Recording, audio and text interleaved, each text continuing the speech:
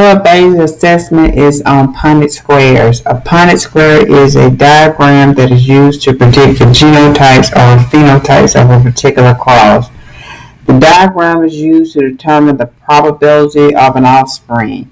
What we're going to do today, we're going to actually do examples of a Punnett square, but students will actually learn how to make their own Punnett squares. They will roll dice to determine the phenotype or the phenotype of your different peas. We'll be working with peas. Students will use this template that I have created.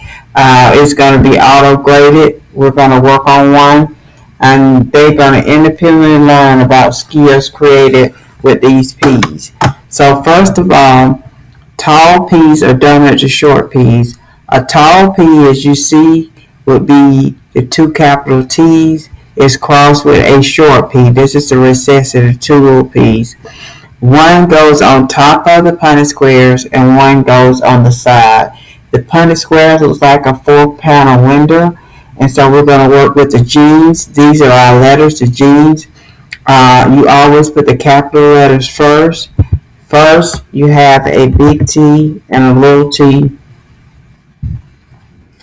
and that's in the first quadrant. In the second quadrant, you'll bring this over and bring this down. And once again, big T goes first, big T, small t. Same thing here, here, and here. You'll have a big T, it goes first, small t, here, and here. You'll have a big T and a small t. And then we'll look at the probabilities. You can really just look at the letters and see how many letters that you see that has two big T's. You see 0. How many with big T, small t, which is heterozygous, you see 100%. And with two small t's, you see 0%.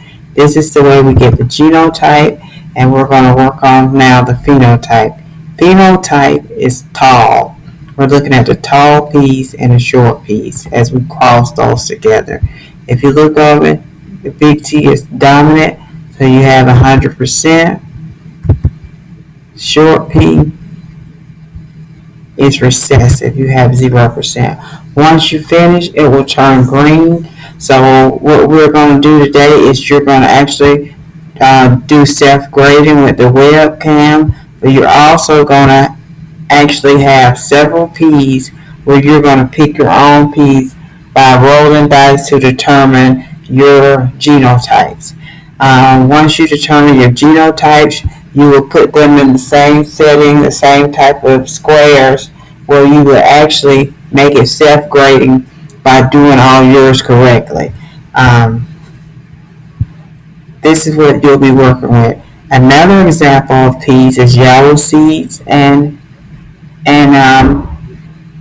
green seeds. If you notice, they're heterozygous, meaning crossing two yellow seeds together.